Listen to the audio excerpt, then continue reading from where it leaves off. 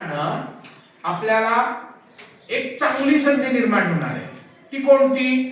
तर आपल्या वर्गामध्ये या बोर्ड शेजारी इथे एक छोटा बोर्ड आपण प्रत्येक वर्गात लावलेला आहे. या बोर्डचा कसा उपयोग करायचा आहे? तर मोकळं होण्यासाठी उपयोग करायचा. म्हणजे काय? तुमच्या मनात एखादी कविता आली तर ती तुम्ही कागदावर लिहायची आणि ती दुसऱ्याला वाचण्यासाठी द्यायची. तो दुसरा केव्हा वाचेल? जेव्हा ती इथे नोटीस बोर्डवर लावली जाईल तेव्हा तो सहज पाहिजे. आणि ती कविता, ते आर्टिकल, तो लेख, बरं लिहिल्याला सुरुवातीच्या कालखंडात तुम्ही काय करा, तुम्हाला लिहिताच येईल असं नाही. हळूहळू न्यूजपेपर मधल्या चांगल्या बातम्या, न्यूजपेपर मधले चांगले लेख, न्यूजपेपर शाळेमध्ये आहे का? तर आहे. मग तो शोधला पाहिजे का? शोधला पाहिजे.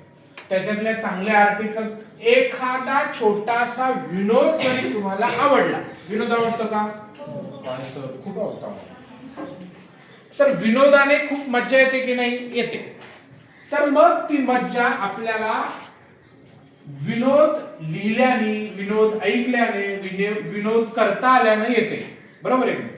मग असा एखादा विनोद जरी आवडला तरी तो इतरांना वाचण्यासाठी आपण तिथे लावू शकतो की नाही? लावू शकतो.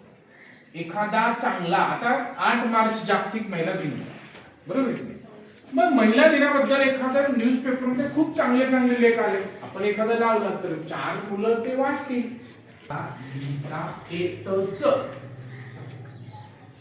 वाचलं की लिहिता येतं. मग कुणाला छान कविता करता येईल, कुणाला छान कथा लिहिता येईल. कथा तर आमच्या लाईफ मधली हर एक गोष्ट कथामध्ये अडकते, म्हणजे भेटते. म्हणजे कसं, माझी स्वतःची एक कथा आहे, हिची स्वतःची एक कथा आहे. आज हिचा बर्थडे आहे. बर्थडेला ती शाळेत येताना सकाळपासून छान कपडे घातले तिने, शाळेत काय द्यायचे, चॉकलेट कोणतं द्यायचे याच्याबद्दल कल्पना केली. याच्यावर एक कथा तयार होईल का? होईल. चित्रपटाची पण कथा असते, तशी प्रत्येक प्रसंगाची एक कथा तयार होऊ शकते. फक्त ती आपल्याला काय करता आली पाहिजे? मांडता आली पाहिजे. त्याची मांडणी करता आली पाहिजे. बरोबर की नाही?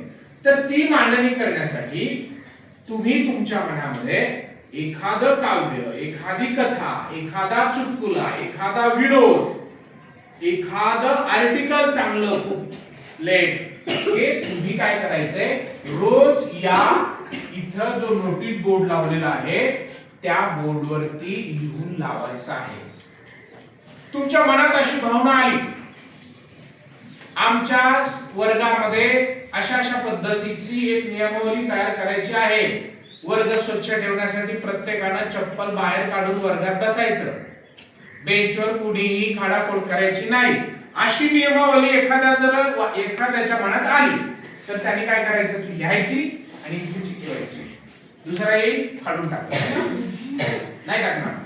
जरी टाकलं तरीही कुणीतरी वाचलं तर त्याचा 100% नाही, काही अंशी का होईना प्रभाव निश्चित पडत असतो.